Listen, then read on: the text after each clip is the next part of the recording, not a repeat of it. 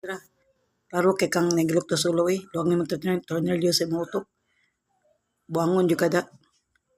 Paning-paning jud ka, kulang-kulang jud kada.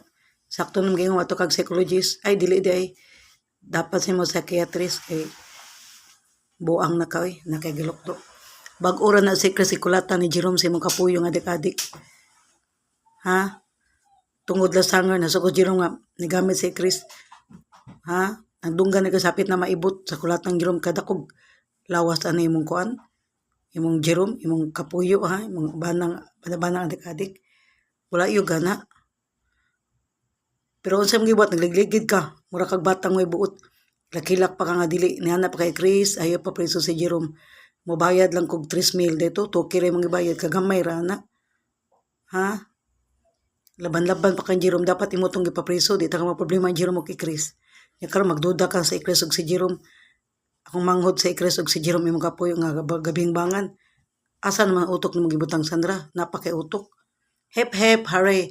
Anahin mo yung nurse kung lusyang ka na ngayon at gurang at saka nakakaloka ka girl. Baho-baho mo na hindi ka maligo, lago-lago ka, kato-kato ka. Hep hep, hare. Anahin mo yung nurse, matalino ka nga. Pero kung umasta ka para kang perfect, hindi naman kang perfect.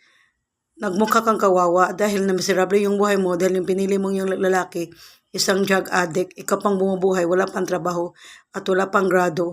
Hep hep, hare. Yun ang napala mo girl kasi Sandra Cañedo kasi napaka-perfectionist mo. Feel mo perfect ka, disente ka mababae. For me, hindi ka disente.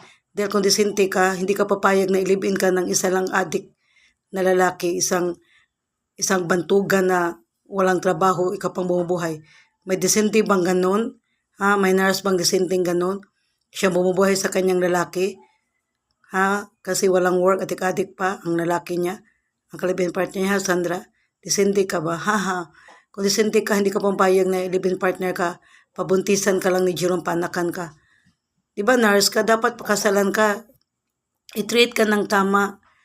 He knows your worth, pero I think he don't know your worth.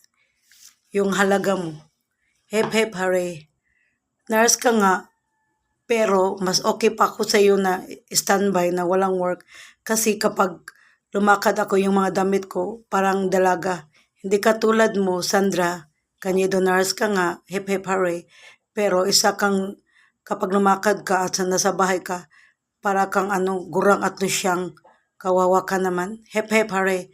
Nurse ka nga, pero naging lusyang ka na gurang. At saka, nabaho ka na dahil hindi ka mahilig maligo. Hep hep hare. Manalamin ka nga, may salamin ba sa inyo? Tingnan mo yung tsura mo.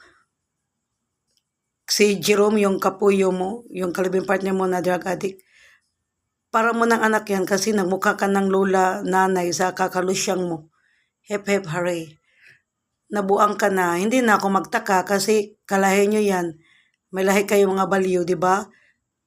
Yung pinsan ng papapanyong mo, di ba? Nabaliw yun. At saka yung pinsan mo na babae, nabaliw rin siya. Baka ikaw na yung pangatlo na mabaliw. Kasi kalahi nyo yan mga baliw, mga siraulo. Hep hep hare. Bago ka umuska kay Chris na isa siyang pukpok, correction please, kahit minsan hindi naging pukpok yung kapatid ko si Chris, maldita lang yan, mangtas lang yan, pero hindi siya naging pukpok. Nag-DH yan para mabuhay yung mga anak niya. Tapos ngayon naglabandera lang siya, 300 lang binigay ni JJ. Umiiyak pa nga sa akin kasi sabi niya, ang dami nila ate, si GM, si Gister, si Lance, si JJ pa, saka si Jansen, 5 sila. Imagine na 1 week yung labahan mo, tapos 5 member sa family mo. Ang dami na kaya ng nun, yung bang labahan, bulingon. Tapos minsan, pag walang pera si JJ, 300 lang ang ibigay. Tapos, di ba, naging labandera si Ikro sa inyo, Sandra Cañedo, at saka pinsan ko, Sandra Cañedo, at saka kaayin. O, paano siya naging pukpok? Porket may bisyo yung tao, pukpok na. Di ba? Sa mga drug addict yan, kapag drug addict kayo, ang tingin ni Sandra sa inyo, pukpok na kayo. Paano kayo? Drug addict lang, pukpok na? May ganun ba? Ano ba yan? Hindi pwede maging lang. Baka nagsuyop lang sila ng ng husband mo, ng kalibin partner mo na drug addict, di ba? Pero hindi sila nabingbangan. Hep hare, Cassandra Cañedo, bakit nasabi mo si Jerome at saka si Chris, kapatid ko at saka kalibin partner mo si Jerome na nagbingbangan sila? Bakit nasabi mo yun? Siguro nabuang ka na dahil you're so crazy woman. Naluwag ng tornilyo si mong utok dahil Cassandra Cañedo. Nakiglok to si Mulo. Pasensya na kung na-real talk kita ha, dahil matagal na akong nagtimpi sa'yo, nagpugong sa'yo dahil ako pinagbintangan mo ako magiging killer ako someday, killer. Sa ganda ko ito, sa sexy ko ito, hindi ako magiging killer, baka ikaw pa magiging killer kasi nabalyo ka na. At saka patayin mo na kami lahat. Sabi mo pa si Sean, abnormal. Paano mo nasabi yung bata siya dati, tapos ginaz mo na siya, abnormal siya? Dahil yung mga niya, galawan niya, mga lihok niya dili normal. Tingnan mo yung anak mo, normal ba siya, di ba? Sabi mo HDHD, ano ba yung HDHD, di ba? I think sa tingin ko si May special child yan. Nakarma ka na, hep hare, Sandra Cañedo, nakarma ka na. Dahil nawayon kang siya nga abnormal, gipanawang Diyos sa Ginoo nimo, unsay feelings ka na kay anak nga special child. Semi special child, slight special child, di ba? Muna ka na, naway makang siya nga imong kinugos, nga imong pagmanggon nga abnormal. So gipanawang na sa Ginoo nimo nga unsay feeling nga magkaroon ng anak na semi special child, slight special child, di ba?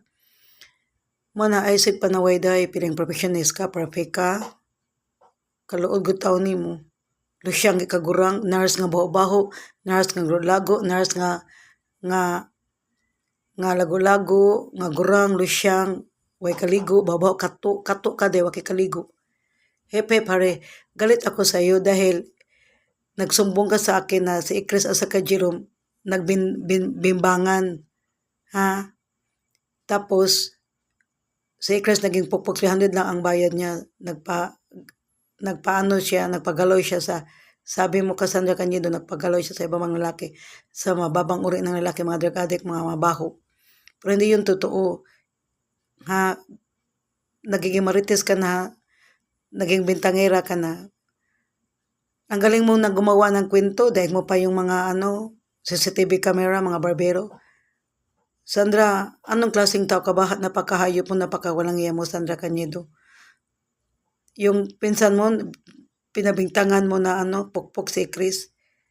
Kahit porket namatay ng mamanjing namin, wala nang padala ng dollars kanya na $50 a month. Naging pukpok na si Chris sa paningin mo. Correction please. Hindi naging pukpok yung kapatid ko, younger sister ko. Hindi naging pukpok. Ang dumi lang ng utak mo. Kung sa inyong dalawa, syempre kakampi ako kay Chris, kay kapatid ko yan. Hindi talaga kita kampihan. Kasi buang ka na, crazy ka na, nakigilukdo dahil na luag ng tornillos mo. Anong mukampi man ko ni mga buang man ka. Kaliwat man yung buang, di ba? Mukampi man ko ni si Chris, di man buang. Maldita lang siya mangtas, pero di siya buang.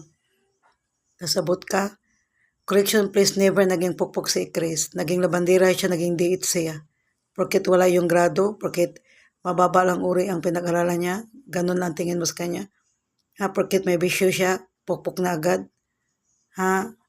Napakataas naman tingin mo sarili mo, day. Huwag kang malala, pagsabihan ko sa Chris, ipakulong ka niya. Iya kang kihaan, Cassandra Cañedo. Dapat sa'yo makasuhan, makulong na, matulfo. Cassandra Cañedo, at saka dapat sa iyo yung bang makulong sa mga presuhan ng mga balyo ba sa mental hospital, doon ka nababagay Cassandra Cañedo. Nurse ka pa naman, tapos nang naging mo ngayon, sitwasyon ng utak mo ngayon, kumusta na bang utak mo ngayon? Diba utak buang na, utak crazy na. Hep hare, porket drug addict na, pukpok na agad. Hep hare. Correction please, hindi masamang tao yung kapatid ko si Marie Chris. Mabait siya. Hindi siya naging pukpok. Nabuang ka na. Kaya kung ano-ano lang iniisip mo. Judgmental ka na, day, Pinabintangan mo si Chris, yung kapatid ko, ng kung ano-ano. Siguro baka nagsusuyop ka na. Kasi yung husband mo nagsusuyop rin ng shabu. Baka nagjamming kayo ng husband mo. Tapos hindi ka marunong magdala ng shabu. Kaya malapit ka na at muntik ka ng mabalyo ngayon. Kung ano-ano na iniisip mo.